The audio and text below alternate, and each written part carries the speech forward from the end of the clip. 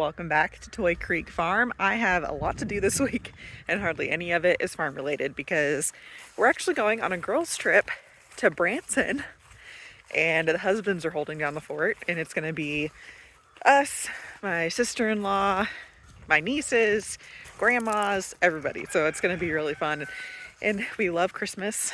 That's really the main reason for going, I think. So let's get some things ready. I'm doing like a whole bunch of baking because I can't go anywhere without taking my own bread.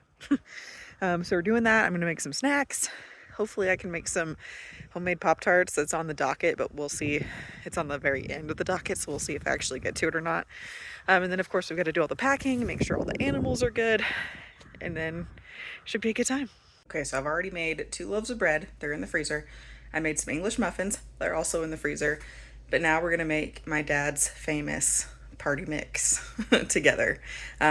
This was the one recipe that I told him, like, not to be morbid or anything, but like, before you go from this earth, I need you to write down your recipe and give it to me because everybody loves it. It's usually a crowd favorite at, holidays, and really the only time he does it is around the holidays. So now it's like kind of ingrained in my head that I can only have it on the holidays. Anyway, we're making it for the girls trip. So here is everything that you need for my dad's party mix recipe. Really, the most important things are like the ratios of the carbs, I think, in my opinion, and also the seasonings. Like the seasoning blend has to be the same. Everything else, like the nuts. So my dad's recipe is this. Pause it if you would like to write it down. But he has like mixed nuts, is what he uses. I don't like the mixed nuts, so I'm gonna try this time. Pistachio Delight. And I actually think that'll be really good because usually cashews and almonds are my favorite in party mix, so that's good. But I've never done it with pistachios, so we will see how this ends up this time. But really, you can't mess it up with everything that you have here. It's really easy and it's really good. Okay, now we are doing all the seasonings. I've got the Lowry's in. I've got a little pinch of salt in because my dad's recipe calls for salted butter and I only have unsalted butter. I know, I'm a monster. But you just add it. It's fine. Now we're going to do a little bit of garlic, maybe a little more of garlic just because. And then we're also going to do a little bit of onion. Now we're going to give it a little mixy mix before we add all the dry stuff. So my dad's recipe says 3/4 cup of nuts. I take that as like 3 to 4 handfuls because I hate measuring. So I kind of do this by eye. And that looks good to me. Okay, and the pretzels end up being like 1.5 to 2 handfuls. The only thing I measure really is the cereal because it's easier to get it out of the box that way as opposed to sticking my whole hand in there. So I can just easily pour that into my measuring cup into the hot tub.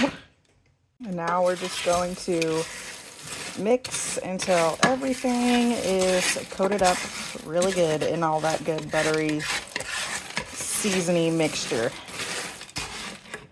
Oh my gosh, it already smells so good and it's not even in the oven yet.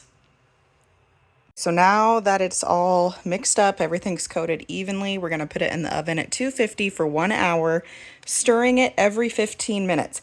I'm pretty sure that's the key to what makes this so good, is because we're not just letting it sit here like this. Every time we stir it, we're like helping to distribute all the good butter and spices that we put in here. So that's the key. It takes patience, but it is so worth it in the end. Oh my gosh, hallelujah, she remembered to put the Worcestershire sauce in, however the heck you pronounce it. Do not forget this step. Do not be like me. It's way better if you add it when you're melting your butter. Trust me. All right, first batch is done. I'm about to make batch number 2 because it honestly, you need to do at least 2 batches when you're making this to make it, worthwhile, because this one batch is going to be gone before you know it. Like this, it goes so quick. So I'm not going to forget the Worcestershire sauce this time. Oh no, pretzel down. I'm going to have to eat that one. So sad. Oh, What a shame. Anyway, you're going to let this cool, spread it all the way out, let it cool all the way down, and then you can bag it up or eat it or whatever you want to do with it. But at this point, we're done. Okay, fast forward to the next day. Pop-Tarts ain't gonna happen. I always do that. I'm always so ambitious with the stuff that I want to do, but then I have to work a midnight shift, and then all of a sudden I'm exhausted and all bets are off. So that's fine. We did get a lot accomplished though. I also have to do all of my laundry and pack my laundry, but I do have all of the girls' laundry ready and packed up and ready to go. But I figured I would show you what I'm going to be bringing food-wise. Okay, here's that party mix that we made yesterday. See why I said you're going to need to make a double batch, because this is one batch. Like, you want to make a double batch. So I left some for my husband. He's already ate most of his batch. Anyway, so that's our party mix. I also have 2 loaves of frozen sourdough sandwich bread, 12 sourdough English muffins, honey for said English muffins. I'm going to bring this gigantic, like as big as my hand, even bigger than my hand, sweet potato, onion that I grew from my garden, some garlic that I grew from the garden for like a breakfast hash situation. Figured that could go really good with some of our sausage from our pigs. Pork steak, or not pork steak, this is ham steak. I guess that is pork. Ham steak, which I also thought would be a good breakfast, and 3 dozen eggs, because I feel like that would probably get us. We're having, what, let's see, there's 4 from my family, 1 plus 2, that's 6, plus 3 extra is 9, but I think probably 3, maybe 2 or 3 of the people probably won't eat eggs, so I think we'll be fine with 3 dozen. But that's a lot I don't have to buy at the grocery store, I think. Anyway, very excited. We leave tomorrow morning after I'm done with my last midnight shift this week. So it is going to be quite a long day. But my mother-in-law is driving, thank goodness. So I'm hopefully going to take a nap. I'm probably going to have to bring some earbuds and, like, I don't know, put in some music or some white noise or something, because, you know, the kids are not going to be tired at all. They're going to be super jazzed. They were jazzed already this morning. They've been counting down since Halloween. We're excited. It's going to be a fun time. Kind of be probably chaotic at times, but I'm excited to experience this with them, because I never have gotten to do it before. I've actually never been to Branson, and I know that's kind of weird for somebody who's grown up in Kansas.